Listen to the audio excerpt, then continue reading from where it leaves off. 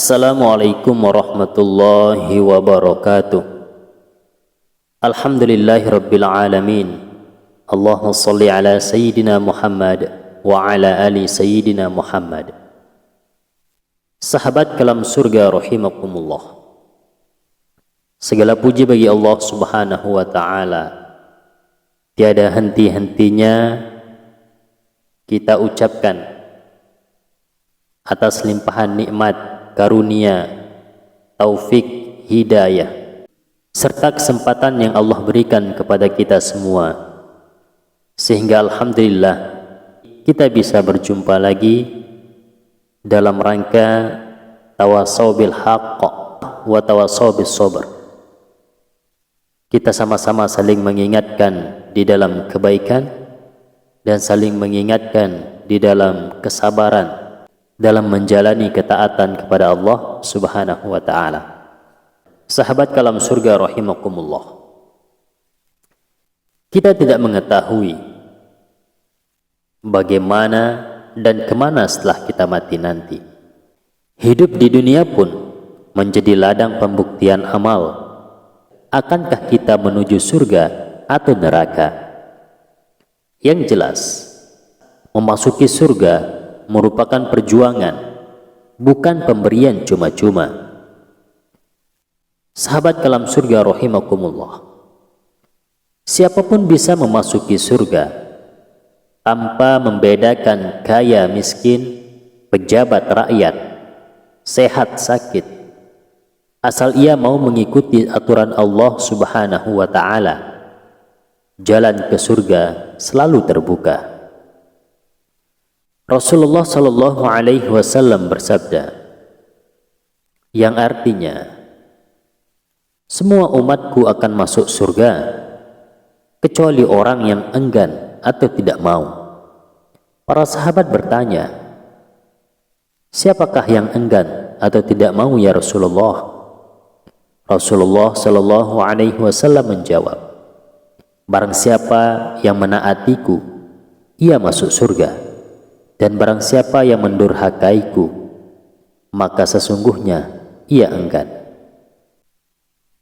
Sahabat kalam surga rahimakumullah, sayangnya banyak orang yang membayangkan bahwa jalan menuju surga itu sulit. Tidak setiap kita tersadar amalan kebaikan yang tampak sepele pun ternyata berkadar tinggi di sisi Allah Azza wa Jalla.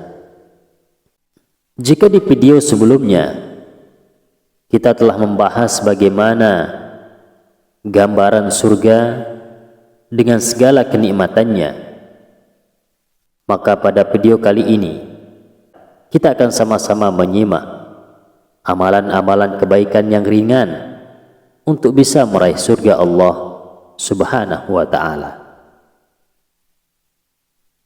Sahabat kalam surga rahimakumullah, adapun beberapa amalan kebaikan yang ringan yang dapat memasukkan kita kepada surganya Allah subhanahu wa ta'ala adalah, di antaranya, yang pertama, mengucapkan 2 kalimat syahadat. Sahabat kalam surga rahimakumullah, sahnya iman seseorang adalah dengan mengucapkan 2 kalimat syahadat atau syahadatain. Asyhadu an la ilaha illallah wa asyhadu anna Muhammadar Rasulullah. Aku bersaksi bahwa tiada Tuhan selain Allah, dan aku bersaksi bahwa Muhammad adalah utusan Allah. Tanpa mengucapkan kalimat ini, maka amal yang dikerjakan bagaikan abu atau fatamorgana yang terlihat tapi tidak ada. Dalam Al-Quran Allah subhanahu wa ta'ala menyebutkannya bagaikan debu yang berterbangan. Walaupun amal yang dilakukan adalah amal yang baik sekalipun, namun tidak didasari oleh syahadat. Wa qadimna ila ma amilu min amalin faja'alnahu haba'an manthura. Yang artinya, dan kami hadapi segala amal yang mereka kerjakan, lalu kami jadikan amal itu bagaikan debu yang berterbangan. Quran Surah Al-Furqan ayat 23. Sahabat kalam surga rahimakumullah, Allah menjadikan amal mereka bagaikan debu yang berterbangan karena mereka tidak beriman. Dengan demikian, jelaslah bahwa dua kalimat syahadat atau syahadatain ini menjadi pembeda manusia, mana yang muslim dan mana yang kafir.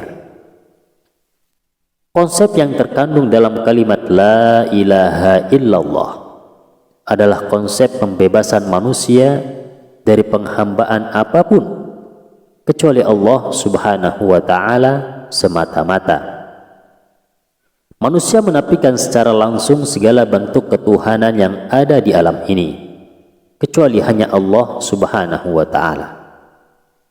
Penolakan tersebut bertujuan untuk membersihkan akidah dari syubhat ketuhanan dan menegaskan bahwa segala arti dan hakikat ketuhanan itu hanya ada pada Allah Subhanahu wa ta'ala. Dua kalimat syahadat ini memberikan pemahaman kepada kita dalam memahami dan bersikap bahwa tidak ada pencipta kecuali Allah saja. Tiada pemberi rezeki selain Allah, tiada pemilik selain Allah, tiada yang dicintai selain Allah, tiada yang ditakuti selain Allah, tiada yang diharapkan selain Allah, tiada yang menghidupkan dan mematikan selain Allah, tiada yang melindungi selain Allah, tiada daya dan kekuatan selain Allah, dan tiada yang diagungkan selain Allah. Kemudian, pengakuan Muhammad Rasulullah adalah menerima cara menghambakan diri berasal dari Rasulullah Sallallahu Alaihi Wasallam, sehingga tata cara penghambaan hanya berasal dari tuntunan Allah Subhanahu wa ta'ala yang disampaikan kepada Rasulnya. Sahabat kalam surga rahimakumullah, dua kalimat syahadat ini menentukan seseorang itu husnul khotimah atau su'ul khotimah di akhir hayatnya. Dengan kalimat syahadat ini, pertolongan Allah akan datang dan pintu surga terbuka lebar untuknya. Rasulullah Shallallahu Alaihi Wasallam bersabda yang artinya, aku bersaksi bahwa tiada Tuhan selain Allah dan bahwa aku adalah utusan Allah. Tidak ada seorang hamba yang bertemu Allah dengan kalimat ini dan tidak ragu-ragu tentang keduanya kecuali masuk surga. Hadis riwayat Muslim. Rasulullah Shallallahu Alaihi Wasallam juga bersabda yang artinya, kunci surga adalah kalimat syahadat la ilaha illallah. Hadis riwayat Ahmad. Rasulullah Shallallahu Alaihi Wasallam juga bersabda yang artinya, barang siapa bersaksi bahwasanya tiada ilah yang berhak disembah selain Allah dan Muhammad adalah hamba sekaligus Rasulnya, dan Isa adalah hamba Allah yang diciptakan dengan kalimatnya yang disampaikannya kepada Maryam dengan tiupan ruh darinya, juga meyakini bahwasanya surga dan neraka itu hak atau benar keberadaannya, maka Allah akan memasukkannya ke surga berapapun amal yang diperbuatnya. Hadis riwayat muttafaqun alaih. Sahabat kalam surga rahimakumullah, barang siapa yang meninggal dalam keadaan bertauhid, yaitu sebelum menghembuskan nafasnya yang terakhir dia berikrar dan mengucapkan dua kalimat syahadat, maka dia berhak berada di sisi Allah dan masuk surganya. Orang tersebut sudah dapat dipastikan oleh Allah akan masuk surga, walaupun masuknya terakhir atau tidak bersama-sama orang yang masuk pertama, karena dia diazab terlebih dahulu di neraka disebabkan kemaksiatan dan dosa-dosanya yang dikerjakan, yang belum bertobat dan tidak diampuni. Tetapi dia juga tidak kekal di neraka, karena di dalam hatinya masih ada sebutir iman. Rasulullah Shallallahu Alaihi Wasallam bersabda, orang yang mengucapkan la ilaha illallah sedang di dalam hatinya terdapat kebaikan seberat biji gandum, maka ia akan keluar dari neraka. Hadis riwayat muttafaqun alaih. Sahabat kalam surga rahimakumullah. Kemudian yang kedua, amalan ringan yang dapat memasukkan kita kepada surganya Allah Subhanahu wa taala adalah senantiasa membawa iman di hati kita. Sahabat kalam surga rahimakumullah, untuk menjaga iman bukanlah sesuatu yang memberatkan. Yang harus kita lakukan hanyalah sekedar menjaga kepercayaan kita kepada Allah Subhanahu wa ta'ala, malaikat-malaikatnya, nabi-nabi dan rasulnya, kitab-kitabnya, hari kiamat dan takdirnya. Itu saja. Hal seperti ini tentu saja sudah dilakukan berulang kali oleh orang-orang Islam. Semenjak bangun tidur, pada saat beraktivitas, hingga tiba saatnya untuk tidur kembali. Orang-orang Islam melakukannya, bahwa Allah Subhanahu wa ta'ala itu ada demikian. Juga seluruh unsur-unsur keimanan telah diyakini oleh orang-orang Islam. Tak satu pun dari kita mengatakan bahwa kita tidak percaya kepada kerasulan Nabi Muhammad Sallallahu Alaihi Wasallam. Tak satu pun dari kita tidak mempercayai bahwa takdir itu telah diputuskan oleh Allah Subhanahu wa ta'ala. Di samping itu, tentu saja dengan melakukan kewajiban dan menjauhi larangan-larangannya, dengan begitu kita akan mendapatkan pahala yang besar dari Allah Subhanahu wa ta'ala. Sebagaimana firman Allah Subhanahu wa ta'ala, fa'aminu billahi wa rusulihi wa in tu'minu wa tattaqu falakum ajrun azim. Yang artinya, karena itu berimanlah kepada Allah dan Rasul-Rasulnya, dan jika kamu beriman dan bertakwa, maka bagimu pahala yang besar atau surga. Quran Surah Ali Imran ayat 179. Bahkan dari Abu Hurairah bahwasanya Rasulullah Shallallahu Alaihi Wasallam ditanya mengenai amal yang paling baik. Rasulullah Shallallahu Alaihi Wasallam menjawab, amal yang paling baik adalah iman. Kemudian ketika ditanya mengenai amalan yang paling baik setelah iman, Rasulullah Shallallahu Alaihi Wasallam menjawab, jihad di jalan Allah. Kemudian ketika ditanya apa lagi, Rasulullah Shallallahu Alaihi Wasallam menjawab, haji yang mabrur. Hadis riwayat Bukhari. Sahabat kalam surga rahimakumullah, hadis di atas menyebutkan bahwa iman merupakan amal. Rasulullah Shallallahu Alaihi Wasallam menyamakan iman dengan jihad dan haji, bahkan berada di level lebih atas daripada jihad dan haji mabrur. Jika demikian adanya, berarti seumur hidup, jika kita senantiasa membawa iman di hati kita, maka selama itulah kita mendapatkan pahala yang besar dari Allah Subhanahu wa ta'ala. Allah Subhanahu wa ta'ala menyediakan surga untuk setiap orang yang beriman. Wa'adallahu al-mu'minina wal-mu'minati jannatin tajri min tahtihal anharu khalidina fiha wa masakina tayyibatan fi jannati adn wa ridwanum minallahi akbar dzalika huwal fawzul azim. Allah menjanjikan kepada orang-orang yang mukmin, laki-laki maupun perempuan, atau akan mendapatkan surga yang di bawahnya mengalir sungai-sungai, kekal mereka di dalamnya, dan mendapatkan tempat-tempat yang bagus di surga Aden. Dan keridhaan Allah adalah lebih besar. Itu adalah keberuntungan yang besar. Quran Surah At-Taubah ayat 72. Sahabat kalam surga rahimakumullah, bahkan seseorang yang berbuat kejahatan tetapi di hatinya tersimpan keimanan kepada Allah, meski sangat sedikit, maka Allah Subhanahu wa Ta'ala tetap akan mengingat keimanannya, dan Allah Subhanahu wa Ta'ala akan mengeluarkannya dari neraka dan memindahkannya ke surga. Kemudian Allah Subhanahu wa Ta'ala berfirman, yang artinya, keluarkanlah dari neraka orang-orang yang di dalam hatinya terdapat keimanan sekalipun sekecil benih. Maka mereka dikeluarkan dari neraka sementara tubuhnya dalam keadaan hitam. Lalu mereka dimasukkan ke dalam sungai kehidupan.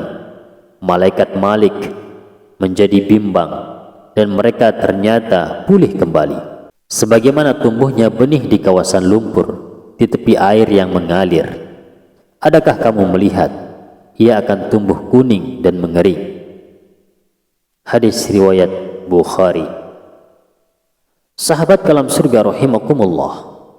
Kemudian yang ketiga, amalan ringan yang akan memasukkan kita ke dalam surga adalah mempunyai bekal takwa. Rasulullah Shallallahu Alaihi Wasallam pernah bercerita perihal Uwais kepada para sahabat. Rasulullah Shallallahu Alaihi Wasallam menyebutkan bahwa ada seorang yang begitu miskin dengan pakaian compang-camping, bekerja sebagai pengembala unta. Orang tersebut belum hidup di zaman Rasulullah. Orang tersebut adalah Uwais Al-Qarni, seseorang yang diangkat menjadi wali Allah Subhanahu wa Ta'ala karena takwanya kepada Allah yang begitu luar biasa. Sepeninggal Nabi, sahabat Ali dan Umar bin Khattab radhiyallahu anhuma pun mulai mencari-cari orang tersebut. Gambaran paras Uwais semakin melekat di hati dua sahabat ini, walaupun mereka belum pernah melihat Uwais dengan mata kepala sendiri. Memang Nabi pernah menjelaskan bahwa Uwais mempunyai ciri-ciri seperti bermata biru, berkulit kemerahan, bertubuh tegap, berwibawa, berjanggut panjang yang selalu menempel di dada, dan berbadan agak miring ke kiri. Selain itu, Nabi pun menyebutkan keistimewaan-keistimewaan Uwais. Uwais adalah semulia-mulia tabi'in. Nabi menyebutnya sebagai orang yang paling mulia di antara hamba-hamba Allah yang tekun beribadah.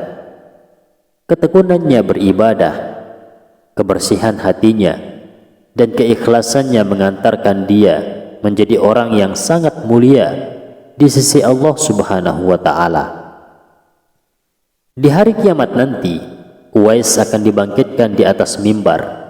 Dari mimbar itu Uwais mengeluarkan cahaya diiringi kumandang suara. Inilah Uwais yang susah, yang menjual hartanya untuk menghadap kepada Tuhannya. Sepanjang hidupnya, Uwais terhindar dari harta dan kenikmatan dunia. Hidupnya selain dengan Allah hanya berkaitan dengan dua hal, korma dan air. Allah memberikan kesusahan hidup kepada Uwais, tetapi pada saat yang bersamaan Allah membukakan pintu-pintu langit, doanya dikabulkan. Sekali dia berdoa, maka doanya langsung sampai ke Sidratul Muntaha dan Taman Firdaus. Sahabat kalam surga rahimakumullah, pada suatu hari datang seorang laki-laki kepada Umar radhiyallahu anhu melapor kedatangan rombongan kecil dari Yaman. Umar pun segera teringat bahwa Uwais yang hebat adalah orang Yaman. Segera setelah itu Umar pun berlari menuju tempat di mana rombongan dari Yaman itu berada. Sebelum sampai ke tempat rombongan itu, Umar melihat Ali bin Abi Thalib sudah berada di sana dan sedang berbicara dengan seseorang. Orang tersebut menceritakan bahwa di antara rombongannya betul ada pengembala unta miskin dengan gaya linglung, baju compang-camping, bermata biru, berkulit kemerah-merahan, tegap dan sebagainya. Mendengar semua itu, Umar dan Ali radhiyallahu anhuma pun begitu bahagia. Saking bahagianya, segera saja mereka berdua berjalan menuju tempat di dekat gunung di mana dikira Uwais sedang mengembalakan unta. Di sana mereka berdua menemukan seseorang berbaju gembel, berjenggot panjang, sedang menggenggam balakan unta. Setelah ditanya mengenai siapa gerangan dirinya, orang itu menjawab bahwa dia adalah Abdullah atau hamba Allah. Bukan itu yang kami mau. Yang kami tanya adalah siapa nama yang diberikan oleh ibu Anda. Sahabat kalam surga rahimakumullah, setelah panjang lebar bertanya, tidak mendapatkan jawaban yang memuaskan, Umar dan Ali pun segera meneliti pundak penggembala tersebut. Pada pundak tersebut, Umar dan Ali radhiyallahu anhuma melihat goresan putih. Melihat itu, Umar dan Ali pun meminta ampun dan doa dari penggembala tersebut, karena dia adalah Uwais Al-Qarni. Uwais menjawab, saya tidak mau mengkhususkan doa pada seseorang, tetapi untuk sekalian orang-orang mukmin, baik laki-laki maupun perempuan. Pertama-tama Umar radhiyallahu anhu berkata, wahai Uwais, berikanlah nasihat untukku tentang hidup dan agama. Uwais menjawab, carilah rahmat Allah yang tergelar di dalam ketaatan kepadanya. Jauhi siksa Allah yang ada pada kemaksiatan, dan jangan berputus asa dari Allah. Setelah itu, giliran Ali radhiyallahu anhu yang memberikan pertanyaan kepada Uwais Al-Qarni.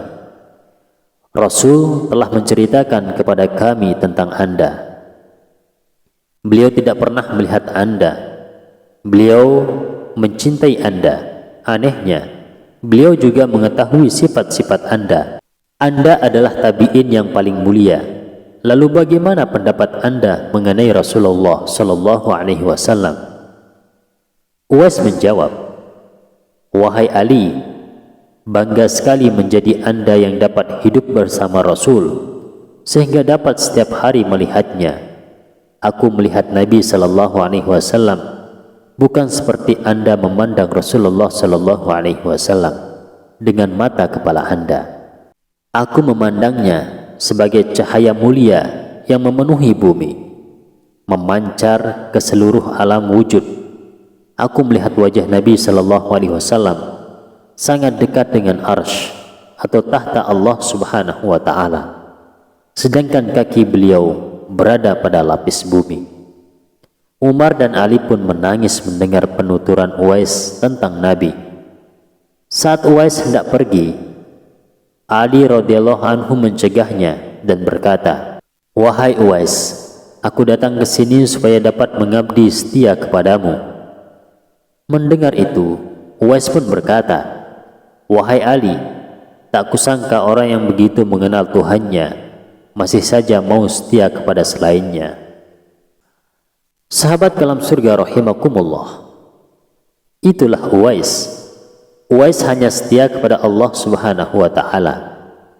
Uwais tidak berkata-kata kecuali dengan dan untuk Allah Subhanahu wa Ta'ala. Ketika Uwais melihat sesuatu, maka dia melihat di situ ada wujud Allah Subhanahu wa Ta'ala. Oleh sebab itu, Uwais senantiasa berhati-hati dalam bertindak, baik untuk dirinya dan terutama untuk orang atau sesuatu selain dirinya. Perasaannya selalu dibayangi rasa takut, seakan dia telah melakukan pembunuhan terhadap semua orang. Di samping takut, Uwais juga senantiasa malu. Uwais malu jika bertindak tidak senonoh di hadapan Tuhannya. Bahkan untuk membuka betisnya pun, Uwais merasa bahwa dia telah membuka seluruh auratnya di hadapan Allah Subhanahu wa Ta'ala. Uwais mempunyai pandangan, bagaimana manusia tidak merasa malu di hadapan Tuhannya, padahal mereka senantiasa malu bertindak tidak senonoh di hadapan para pejabat dan orang-orang kaya. Uwais juga menjaga lisan dan anggota tubuhnya dari hal-hal atau kata-kata yang keji dan kotor. Sekalipun Uwais dipojokkan dan dihina, Uwais tidak akan marah. Demikian terjaganya sampai-sampai anggota tubuh itu tidak menerima kesenangan dunia sedikitpun. Allah membuatnya miskin di dunia, tetapi pada saat yang bersamaan Allah mengabulkan semua doa-doa Uwais. Uwais selalu bersedekah dengan sisa yang ada di rumahnya, baik makanan ataupun pakaian. Demikianlah Uwais Al-Qarni hidup begitu miskin di dunia, dilecehkan orang, tetapi begitu dicintai oleh Allah dan seluruh penghuni langit. Konon, saat Uwais meninggal dunia, di tempat di mana Uwais akan dikebumikan telah terbentuk lubang layaknya lubang untuk mengubur mayat. Dan anehnya lagi, setelah para sahabat meletakkan mayat tersebut di liang lahat, mayat Uwais pun menghilang, seakan Allah telah menerimanya tanpa memberikan kesempatan kepada tanah untuk mengotori baju dan kulitnya, tanpa memberikan kesempatan sedikit pun kepada rayap untuk memakan kain kafan, kulit, dan keagungan wajahnya, tanpa memberikan kesempatan sedikit pun pada kegelapan tanah untuk menemani jasadnya. Allah telah menerima Uwais dalam arsy-Nya. Sahabat kalam surga rahimakumullah, jika melakukan perjalanan, seseorang tentu membawa bekal supaya sampai ke tujuan dengan selamat. Orang yang ingin meraih derajat tentu ia berbekal ilmu. Orang yang bepergian jauh ke suatu tempat tentu ia berbekal uang untuk transportasi. Orang yang ingin meraih keberhasilan tentu berbekal ketekunan dan doa. Begitu pula orang yang sedang menempuh perjalanan menuju surga, bekalnya adalah takwa. Allah Subhanahu wa Ta'ala telah menyiapkan surga yang maha indah.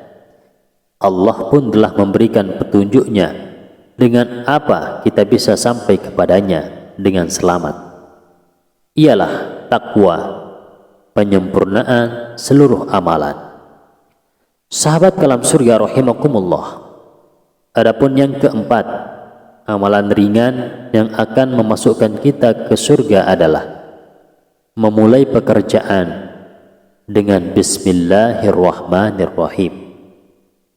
Dengan mengucap Bismillahirrahmanirrahim, dengan menyebut nama Allah yang maha pemurah lagi maha penyayang, artinya kita memulai pekerjaan dengan menyebut nama Allah.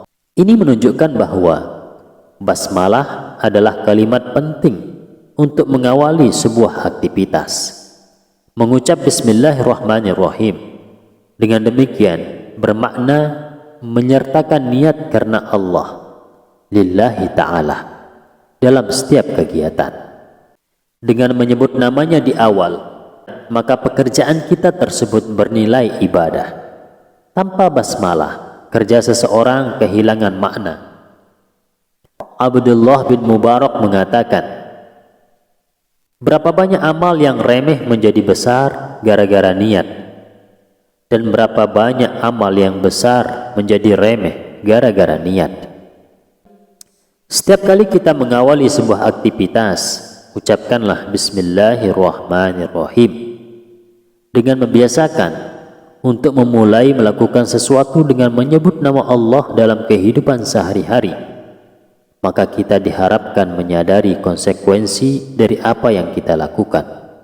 Contohnya, ketika kita memakai baju, niat mau kerja, ucapkanlah Bismillahirrahmanirrahim. Keluar rumah, Bismillahirrahmanirrahim. Naik kendaraan, Bismillahirrahmanirrahim. Memasuki ruang kerja kantor, Bismillahirrahmanirrahim. Mulai membuka komputer, Bismillahirrahmanirrahim. Dan seterusnya, dan seterusnya. Sehingga seluruh aktivitas kita semata karena Allah Subhanahu wa Ta'ala. Insya Allah, kalimat yang kelihatannya sepele diucapkan tapi dihayati dengan hati yang paling dalam, menjadi sebuah ibadah, juga pagar penangkis dari perbuatan yang kurang terpuji, baik yang sengaja maupun yang tidak disengaja. Sahabat kalam surga rahimakumullah, di dalam basmalah tercantum 3 nama, yaitu Allah, Ar-Rahman, dan Ar-Rahim. Menurut Ibnu Qayyim, 3 nama ini adalah rangkuman dari semua makna nama-nama Allah. Intisari dari 3 rangkaian nama itu mengajarkan kita untuk menjadikan Allah sebagai satu-satunya tujuan dalam semua aktivitas dengan semangat namanya yang Rahman dan yang Rahim. Inilah suara hati yang akan mengarahkan kita pada kebaikan dan keberhasilan. Kita akan mempunyai kepercayaan diri yang luar biasa karena kita bertindak atas nama Allah Subhanahu wa Ta'ala. Dengan mengucapkan Bismillahirrahmanirrahim, kita juga sedang dituntun untuk selalu bersikap lemah lembut dan kasih sayang pada setiap orang. Memulai pekerjaan dengan menyebut nama Allah Subhanahu wa Ta'ala akan memberikan peluang kepada kita untuk berlayar dan melabuhkan cita-cita kita dengan rahmatnya. Inilah yang juga dicontohkan oleh para nabi dan rasul. Nabi Nuh alaihissalam seperti bisa kita simak di dalam Al-Quran. Wa qala arkabu fiha bismillahi majriha wa mursaha inna rabbi laghafurur rahim, yang artinya, dan Nuh berkata, naiklah kamu sekalian ke dalamnya dengan menyebut nama Allah di waktu berlayar dan berlabuhnya. Sesungguhnya Tuhanku benar-benar Maha Pengampun lagi Maha Penyayang. Quran Surah Hud ayat 41. Nabi Sulaiman dan kerajaannya yang meliputi kawasan Palestina dan sekitarnya, beliau menjalankan roda pemerintahan dengan prinsip Bismillahirrahmanirrahim. Firman Allah Subhanahu wa Ta'ala, innahu min Sulaimana wa innahu bismillahirrahmanirrahim. Sesungguhnya surat itu dari Sulaiman, dan sesungguhnya isinya dengan menyebut nama Allah yang Maha Pemurah lagi Maha Penyayang. Quran Surah An-Naml ayat 30. Begitu pula Nabi Muhammad sallallahu alaihi wasallam sejak menerima perintah untuk mengucapkan basmalah saat menerima wahyu pertama, Nabi Muhammad sallallahu alaihi wasallam tidak pernah meninggalkan bacaan ini dalam semua aktivitas beliau. Beliau memahami bahwa basmalah tidak sekadar diucapkan saat membaca, tetapi juga untuk amalan-amalan yang lain.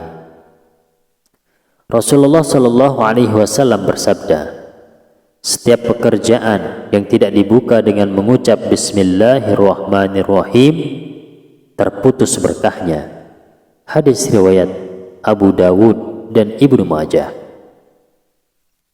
Dalam hadis yang lain disebutkan bahwa Aisyah radhiyallahu anha berkata, Nabi Shallallahu Alaihi Wasallam selalu menyebut Allah dalam setiap kesempatan. Hadis riwayat Muslim. Segala sesuatu yang dimulai dengan memuji Allah pasti membuahkan hasil yang bermanfaat. Sebab segala sesuatu yang didasarkan atas nama Allah, maka Allah pasti meridhoinya. Ucapan Bismillahirrahmanirrahim ini selain bermanfaat sebagai pembuka aktivitas kehidupan, juga berfadilah sebagai bekal kita di akhirat kelak. Jabir bin Abdullah berkata, ketika Bismillahirrahmanirrahim turun, mendung tebal bergeser dan bergerak ke arah timur, dan angin pun berhenti. Air laut bergelora dan bergelombang.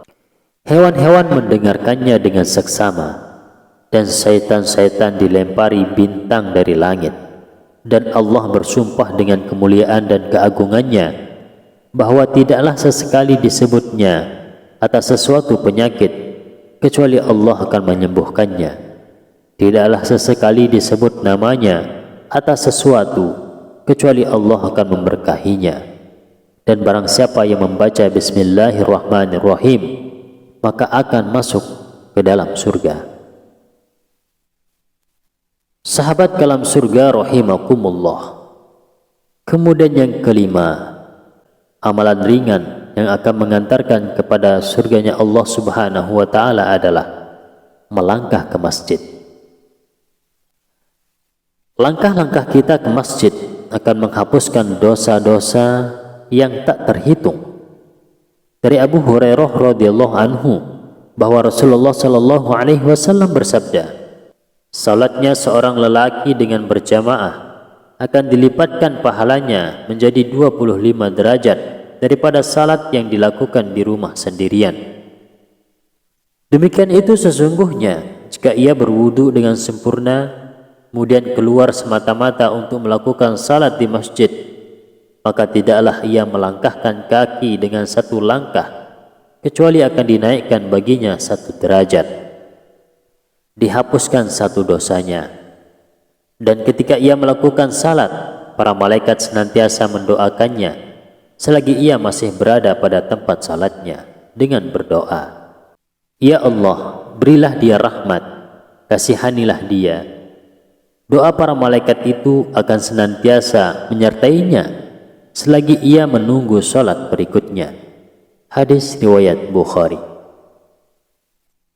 Demikianlah langkah-langkah kita ke masjid tidak saja mendapatkan pahala dan penebusan dosa, tapi juga mendapatkan penghargaan bahwa pelakunya tidak sendirian, melainkan ditemani oleh banyak malaikat yang mendoakannya. Dari Jabir radhiyallahu anhu berkata, di sekitar masjid terdapat tanah kosong, maka orang-orang Bani Salamah ingin berpindah rumah mendekati masjid. Konon berita itu sampai kepada Rasulullah sallallahu alaihi wasallam. Nabi berkata kepada Bani Salamah, telah aku dengar bahwa kalian ingin berpindah rumah mendekati masjid.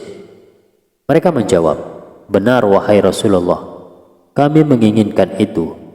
Nabi sallallahu alaihi wasallam menjawab, wahai Bani Salamah, rumah-rumah kalian akan mencatat bekas-bekas kaki kalian.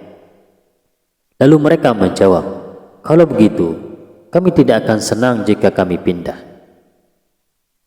Dari Abu Hurairah radhiyallahu anhu bahwa Nabi sallallahu alaihi wasallam bersabda, barang siapa yang berjalan ke masjid di waktu pagi atau di waktu sore untuk melakukan salat atau amal ibadah lainnya, maka Allah akan menyiapkan baginya di surga rumah jamuan setiap kali pergi ke masjid.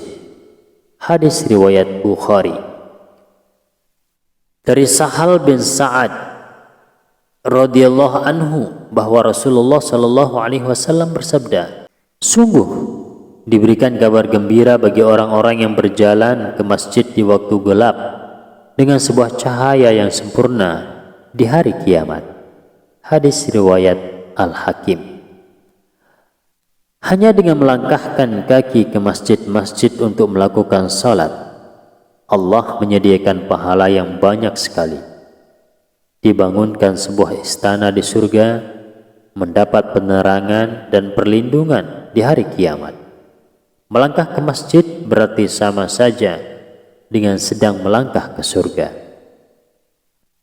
Sahabat kalam surga rahimakumullah. Kemudian yang keenam, amalan ringan yang akan menjadi pembuka pintu surga adalah menyempurnakan wudu. Sahabat kalam surga rahimakumullah, sebersih apa niat hati kita ketika mengerjakan ibadah, seperti itu pula keutamaan yang diberikan Allah kepada pelakunya. Maka jika hati kita tulus dalam berwudu, maka Allah subhanahu wa ta'ala lebih tahu membalas ketulusan itu. Entah dihapuskan seluruh dosa-dosa kecil kita, bisa juga malahan Allah subhanahu wa ta'ala mengampuni seluruh dosa-dosa kita, baik yang besar maupun yang kecil. Oleh karena itu, Wudu yang baik adalah wudu yang memakai hati, yang suci dan bersih.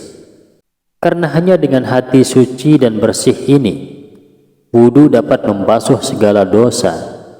Sebaliknya, jika wudu dilakukan dengan sembrono dan tidak memakai hati, maka wudunya hanya sekedar wudu. Rasulullah Shallallahu Alaihi Wasallam menyebutkan bahwa hanya wudu yang sempurnalah, kemudian tentu saja dilanjutkan dengan salat yang sempurna pula yang dapat menghapus dosa. Dari Abu Hurairah radhiyallahu anhu bahwa Rasulullah Shallallahu Alaihi Wasallam bersabda, "Maukah kalian aku tunjukkan sesuatu amalan yang dengannya Allah akan menghapus dosa-dosa kalian dan mengangkat derajat-derajat kalian?" Para sahabat menjawab, "Tentu saja wahai Rasulullah." Beliau pun menjawab, menyempurnakan wudu di saat yang sangat dingin, memperbanyak melangkah ke masjid, menunggu sholat setelah melakukan sholat. Hadis riwayat Muslim. Sahabat kalam surga rahimakumullah, orang yang berwudu dijamin selamat oleh Allah, karena setiap kali berwudu, dosa-dosa mereka keluar dari ujung jari dan melalui air yang mengalir dari setiap anggota badan yang terkena air wudu. Dari Abu Hurairah radhiyallahu anhu bahwa Rasulullah Shallallahu Alaihi Wasallam bersabda, "Jika seorang muslim atau seorang mukmin berwudu, kemudian ia membasuh wajahnya, maka keluarlah semua dosa yang dilakukan oleh mata bersama tetesan air yang terakhir. Jika ia membasuh kedua tangannya, maka keluarlah semua dosa kezaliman yang dilakukan oleh tangannya bersama tetesan air, atau bersama tetesan air yang terakhir. Jika ia membasuh kedua kakinya, maka keluarlah semua dosa yang dilakukan oleh kaki bersama larutnya air atau bersama air yang terakhir, sehingga ia keluar bersih dari dosa-dosa." Hadis riwayat Muslim. Dalam sabdanya yang lain, Rasulullah Shallallahu Alaihi Wasallam mengatakan, "Barang siapa yang berwudu dan menyempurnakan wudunya, maka keluarlah semua dosanya dari badannya hingga keluar dari kuku-kukunya." Hadis riwayat Muslim. Dosa yang terhapus melalui wudu dalam hadis di atas adalah dosa-dosa kecil, sedangkan dosa besar ditebus melalui taubat dengan seluruh persyaratannya.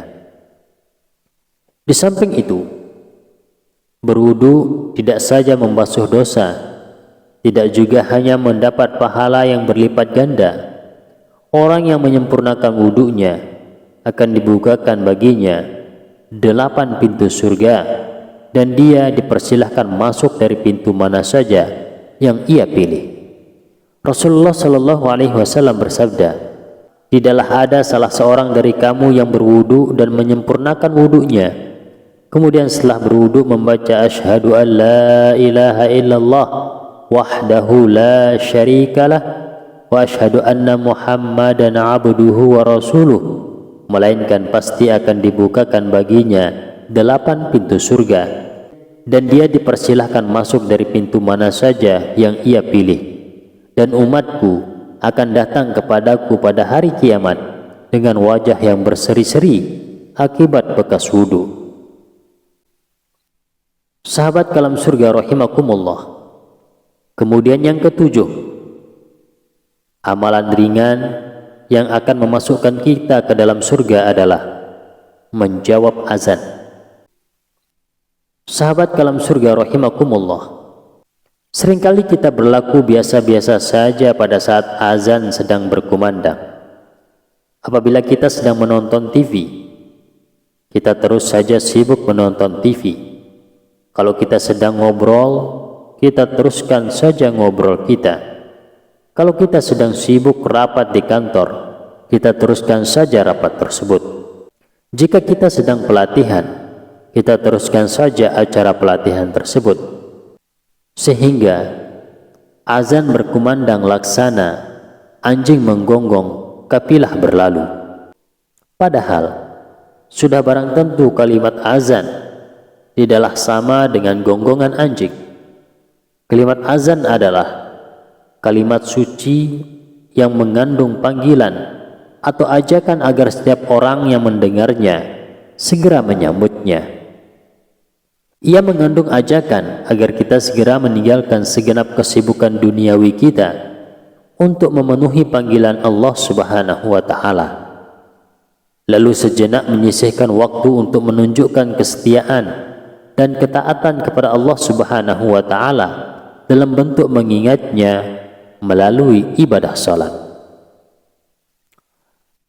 Padahal Nabi Muhammad SAW menjanjikan surga bagi orang yang saat azan berkumandang mau menyisihkan perhatiannya sejenak mengikuti dengan serius lalu merespon panggilan azan tersebut. Bukankah ini suatu hal yang sangat luar biasa? Bayangkan, hanya dengan menyimak lalu membalas kalimat muazin sebagaimana disunnahkan Nabi Muhammad SAW, kita dijanjikan bakal memperoleh kenikmatan hakiki dalam kehidupan abadi di akhirat nanti. Rasulullah SAW bersabda, apabila muazin mengucapkan Allahu Akbar, lalu salah seorang dari kalian menjawab Allahu Akbar, kemudian muazin mengucapkan asyhadu an la ilaha illallah, dia menjawab asyhadu an la ilaha illallah, kemudian muazin mengucapkan asyhadu anna Muhammadar Rasulullah, dia menjawab asyhadu anna Muhammadar Rasulullah, kemudian muazin mengucapkan hayya 'alas shalah, dia menjawab la haula wala quwata illa billah, kemudian muazin mengucapkan hayya 'alal falah, dia menjawab la haula wala quwata illa billah, kemudian muazin mengucapkan Allahu Akbar, dia menjawab Allahu Akbar, kemudian muazin mengucapkan la ilaha illallah, dia menjawab la ilaha illallah, dan semua itu dari hatinya, niscaya dia masuk surga. Hadis riwayat Muslim. Sahabat kalam surga rahimakumullah, bahkan lebih jauh daripada itu, Nabi Muhammad SAW menjanjikan akan memberi syafaat kepada siapapun yang sesudah azan membaca doa di dalamnya mengandung permohonan agar Nabi Muhammad SAW ditempatkan di al-wasilah atau derajat tertinggi di surga. Rasulullah SAW bersabda, apabila kalian mendengar muazin, maka ucapkanlah seperti yang dia ucapkan, kemudian berselawatlah kepadaku, karena barang siapa berselawat kepadaku 1 kali, niscaya Allah berselawat kepadanya 10 kali. Kemudian memohonlah al-wasilah atau kedudukan tinggi kepada Allah untukku, karena itu adalah kedudukan di surga yang tidak layak kecuali untuk seorang hamba dari hamba-hamba Allah. Dan aku berharap aku adalah hamba tersebut. Barang siapa memohon al-wasilah untukku, niscaya dia berhak mendapatkan syafaat. Hadis riwayat Muslim. Sahabat kalam surga rahimakumullah, demikianlah betapa besarnya keuntungan yang dijanjikan bagi siapapun yang berkenan menyimak dan menjawab dengan sungguh-sungguh panggilan azan saat berkumandang. Menjawabnya kalimat demi kalimat, lalu diakhiri dengan mendoakan al-wasilah kepada Nabi Muhammad SAW, maka sudah barang tentu sempurnanya amalan menjawab azan ini ialah dengan segera berwudu lalu bergegas menuju masjid untuk sholat berjamaah. Sahabat kalam surga rahimakumullah, kemudian yang ke-8, amalan ringan yang akan memasukkan kita ke dalam surga adalah menunaikan salat 5 waktu. Sahabat kalam surga rahimakumullah, menjalankan salat 5 waktu adalah wajib, dan Allah Subhanahu wa Ta'ala akan memberikan ridha kepada setiap pelakunya. Rasulullah SAW bersabda, salat 5 waktu telah ditetapkan oleh Allah bagi para hambanya dalam satu hari satu malam. Barang siapa memeliharanya, maka di sisi Allah ia tidak mendapatkan janji tersebut. Apabila Allah berkehendak, maka dia akan mengazabnya, dan jika dia berkehendak akan memberikan ampunan kepadanya. Hadis riwayat Bukhari dan Muslim. Sahabat kalam surga rahimakumullah, salat bukanlah aktivitas biasa. Nanti di hari kiamat, pertama-tama yang akan dihisab oleh Allah Subhanahu wa taala adalah salat kita. Karena betapapun besar amal yang dilakukan oleh seseorang di muka bumi, tetapi jika salatnya tidak lulus uji, maka Allah Subhanahu wa taala mempunyai pertimbangan tersendiri. Dari Abu Hurairah radhiyallahu anhu bahwa Rasulullah shallallahu alaihi wasallam bersabda, sesungguhnya amal seorang hamba yang pertama kali dihisab pada hari kiamat adalah salatnya. Jika salatnya bagus, maka sungguh beruntung dan selamatlah dia. Jika salatnya rusak, maka celaka dan rugilah dia. Jika ada sesuatu yang kurang dari amal fardunya, maka Allah Azza wa Jalla berfirman, periksalah apakah hambaku itu mempunyai amalan sunnah, lalu sempurnakanlah apa yang kurang dari ibadah fardunya dengan amal ibadah sunnahnya. Selanjutnya demikian pula seluruh amalnya. Hadis riwayat Tirmizi. Sahabat kalam surga rahimakumullah, dengan tegas Allah menyatakan bahwa jika salat kita rusak, maka amal kita yang lain pun akan ikut rusak. Tetapi jika salat kita benar, maka amal kita yang lain pun pasti ikut benar. Kenapa? Karena memang hanya salatlah yang dapat membentuk pribadi manusia yang berkepribadian baik. Kepribadian yang baik inilah yang akan melahirkan perbuatan-perbuatan baik pula. Salat yang benar bisa membuat pelakunya jauh dari kemungkaran, sebagaimana firman Allah Subhanahu wa taala, inna sholata tanha 'anil fahsya'i wal munkar. Sesungguhnya salat itu mencegah dari perbuatan-perbuatan keji dan mungkar. Quran surah Al-Ankabut ayat 45. Oleh karena itu, tidak ada amal yang paling tinggi pahalanya dan disukai oleh Allah Subhanahu wa taala di bumi ini kecuali salat. Betapapun ringannya menunaikan salat, tetapi Allah Subhanahu wa taala sangat menyukainya. Namun, sesering apapun salat, tak banyak orang yang dapat khusyuk melaksanakannya, karena hanya orang-orang yang mau meluruskan hatinya atau tidak pamer dan riya yang mampu menunaikan salat dengan benar. Rasulullah Shallallahu Alaihi Wasallam juga menuturkan, waktu yang terdekat antara seorang hamba dengan Tuhannya adalah pada saat posisi sujud dalam gerakan salat. Maka saat itulah perbanyak doa. Insya Allah pada saat-saat terdekat tersebut Allah akan mengabulkannya. Rasulullah Shallallahu Alaihi Wasallam bersabda, yang artinya waktu terdekat seorang hamba dengan Rabb-Nya adalah ketika dalam posisi sujud, maka perbanyaklah doa di dalamnya. Hadis riwayat Muslim. Dengan menunaikan salat 5 waktu, Allah menyediakan pahala yang banyak sekali, dan tiada tempat kembali yang terbaik kecuali surganya. Firman Allah Subhanahu wa taala, walladzina hum ala salawatihim yuhafizun ulaika humul warithun alladzina yarithunal firdausa hum fiha khalidun. Dan orang-orang yang memelihara salatnya, mereka itulah orang-orang yang akan mewarisi, yakni yang akan mewarisi surga Firdaus, mereka kekal di dalamnya. Quran surah Al-Mu'minun ayat 9-11. Dalam hadis Nabi Shallallahu Alaihi Wasallam diterangkan, salat adalah kuncinya surga.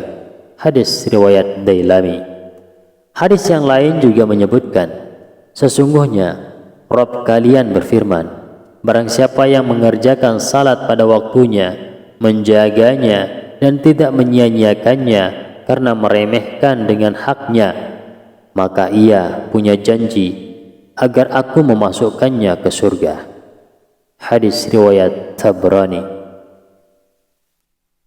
Kemudian yang kesembilan, amalan ringan yang akan memasukkan kita ke dalam surga adalah menunaikan salat subuh.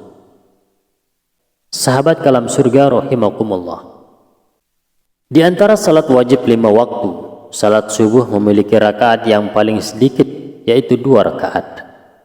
Namun salat yang waktunya dikerjakan pada permulaan hari tersebut memiliki keutamaan yang sangat besar. Dikala hari masih gelap dan udaranya yang dingin, salat subuh terasa berat bagi sebagian orang. Terkadang pula rasa kantuk masih menghinggap, sehingga tak ayal seseorang akan tertidur lagi dan melewati waktu subuh. Salat subuh merupakan satu di antara salat wajib 5 waktu yang mempunyai kekhususan dari salat lainnya dan mempunyai keutamaan yang luar biasa. Pada saat inilah pergantian malam dan siang dimulai. Pada saat ini pula malaikat malam dan siang berganti tugas. Karenanya, beruntunglah mereka yang dapat melaksanakan salat subuh pada awal waktu, sebab disaksikan oleh malaikat, baik malaikat yang bertugas pada malam hari maupun siang.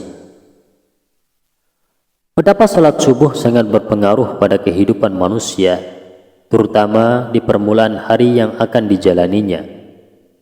Dengan bangun di pagi buta, kita akan mendapatkan udara sejuk dan sehat di pagi hari. Bila kita tidak pernah terlewat untuk mengerjakan salat subuh, insya Allah kita akan bersemangat menjalani sehari penuh serta hari-hari esoknya. Adapun keutamaan salat subuh lainnya, yaitu mendapatkan pahala yang luar biasa besarnya, melebihi keindahan dunia dan isinya. Dari Aisyah radhiyallahu anha telah bersabda Rasulullah sallallahu alaihi wasallam, 2 rakaat salat fajar pahalanya lebih indah daripada dunia dan isinya. Hadis riwayat Tirmizi. Kemudian yang kedua, selalu berada dalam lindungan Allah Subhanahu wa taala. Rasulullah sallallahu alaihi wasallam bersabda, barang siapa yang menunaikan salat subuh, maka ia berada dalam jaminan Allah. Maka jangan coba-coba membuat Allah membuktikan janjinya. Barang siapa yang membunuh orang yang menunaikan salat subuh, Allah akan menuntutnya sehingga ia akan membenamkan mukanya ke dalam neraka. Hadis riwayat Muslim, At-Tirmizi dan Ibnu Majah. Kemudian yang ketiga dari keutamaan salat subuh adalah Rasulullah sallallahu alaihi wasallam mendoakan umatnya yang bergegas dalam melaksanakan salat subuh, sebagaimana disebutkan dalam suatu hadis, ya Allah, berkahilah umatku selama mereka senang bangun subuh. Hadis riwayat Tirmizi, Abu Dawud, Ahmad dan Ibnu Majah. Kemudian yang keempat, Allah Subhanahu wa taala akan memberikan surga yang dijanjikan. Diriwayatkan dari Abu Musa al-Asy'ari radhiyallahu anhu, ia berkata, Rasulullah sallallahu alaihi wasallam bersabda, barang siapa yang salat 2 waktu yang dingin, maka akan masuk surga. Hadis riwayat Bukhari. 2 waktu yang dingin itu adalah salat subuh dan salat asar. Sahabat kalam surga rahimakumullah, pernah Umar bin Khattab radhiyallahu anhu tidak melihat Sulaiman bin Abu Hathmah dalam jamaah salat subuh. Keesokan harinya Umar pergi ke pasar dan melewati rumah Sulaiman yang terletak antara masjid dan pasar. Umar bertemu dengan ibu Sulaiman. Lalu Umar bertanya, aku tidak melihat Sulaiman dalam jamaah salat subuh. Ibu Sulaiman menjawab, Sulaiman melakukan salat malam sehingga ia ketiduran. Umar berkata, sungguh bagiku salat subuh dengan berjamaah jauh lebih aku sukai daripada aku melakukan salat semalam suntuk.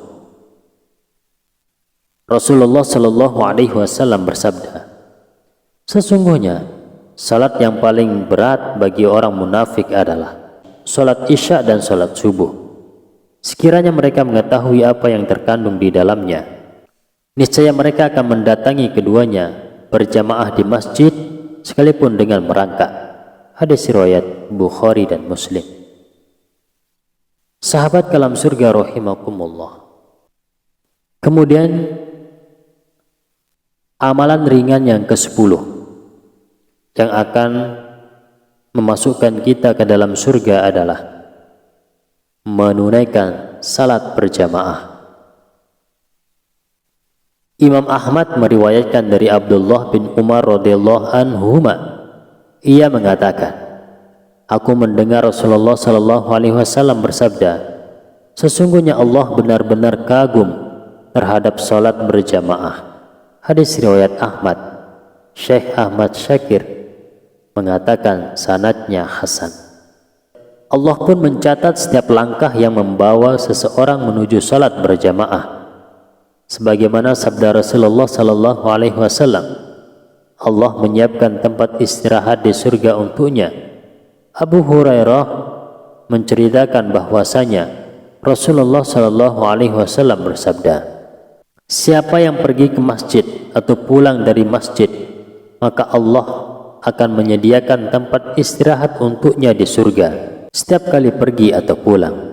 Hadis riwayat muttafaqun alaih. Sahabat kalam surga rahimakumullah. Salat berjamaah memiliki keutamaan yang sangat besar. Imam Bukhari meriwayatkan dari Abu Sa'id Al-Khudri radhiyallahu anhu bahwa ia mendengar Rasulullah Shallallahu Alaihi Wasallam bersabda, salat berjamaah itu lebih utama 25 derajat dibandingkan salat sendirian. Hadis riwayat Bukhari. Disebutkan dalam sebuah riwayat lain bahwa ia lebih utama 27 derajat. Imam Al-Bukhari meriwayatkan dari Abdullah bin Umar radhiyallahu anhuma bahwa Rasulullah Shallallahu Alaihi Wasallam bersabda, salat berjamaah itu lebih utama 27 derajat dibandingkan salat sendirian. Hadis riwayat muttafaqun alaih. Sahabat kalam surga rahimakumullah. Sebagian ulama menyebutkan faktor-faktor yang menyebabkan derajat-derajat tersebut. Di antaranya adalah Al-Hafiz Ibnu Hajar yang mengatakan, aku telah memperbaiki apa yang telah aku kumpulkan tentangnya, dan aku telah membuang apa yang tidak kukhususkan dengan salat berjamaah. Adapun sebab-sebab yang disebutkan oleh Al-Hafiz Ibnu Hajar adalah sebagai berikut. Yang pertama, menjawab muazin dengan niat salat berjamaah. Yang kedua, bersegera kepadanya di awal waktu. Yang ketiga, berjalan ke masjid dengan tenang. Yang keempat, masuk masjid dengan berdoa. Yang kelima, salat tahiyatul masjid ketika memasukinya. Yang keenam, menunggu salat berjamaah. Yang ketujuh, malaikat berselawat atau berdoa dan memohonkan ampun untuknya. Yang kedelapan, malaikat bersaksi untuknya. Yang kesembilan, menjawab iqamat. Yang kesepuluh, selamat dari syaitan ketika melarikan diri pada setiap iqamat. Yang ke-11, berdiri untuk menunggu imam melakukan takbiratul ihram atau mulai bersamanya dalam keadaan apapun yang dilihatnya pada salat itu. Yang ke-12, demikian pula mengikuti takbiratul ihram bersama imam. Yang ke-13, meluruskan saf dan mengisi saf yang masih kosong. Yang ke-14, menjawab imam ketika mengucapkan Sami Allahu liman hamidah dengan mengucapkan Rabbana walakal hamdu. Yang ke-15, pada umumnya aman dari kelalaian dan mengingatkan imam ketika lalai dengan tasbih atau memberitahukan kepadanya. Yang ke-16, pada umumnya memperoleh kehusuan dan selamat dari kelalaian. Yang ke-17, pada umumnya memperbaiki keadaan. Yang ke-18 diliputi oleh para malaikat. Yang ke-19 berlatih mentajwidkan bacaan Al-Quran dan mempelajari rukun-rukun serta hal-hal lainnya. Yang ke-20 menampakkan syiar-syiar Islam.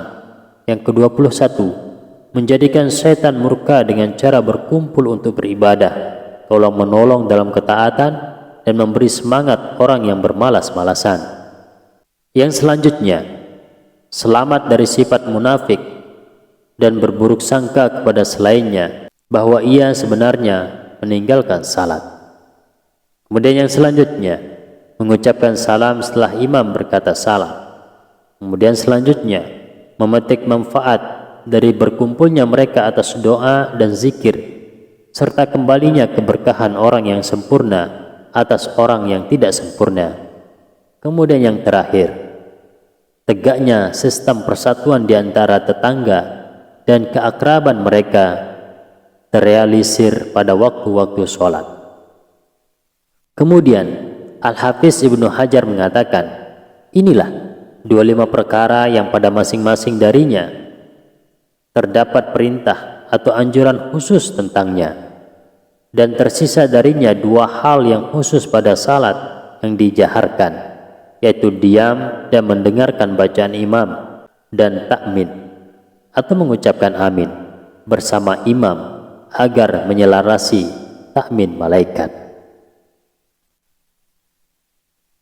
Demikianlah sahabat sekalian rahimakumullah wa hafizakumullah, 10 amalan ringan yang akan memasukkan kita ke dalam surganya Allah Subhanahu wa ta'ala. Semoga Allah Subhanahu wa ta'ala memberikan kita taufik dan hidayahnya untuk bisa mengamalkan amalan-amalan tersebut sehingga bisa membawa kita ke surganya Allah Subhanahu wa ta'ala kelak. Amin amin ya rabbal alamin. Hadanallahu wa iyyakum ajma'in. Wassalamualaikum warahmatullahi wabarakatuh.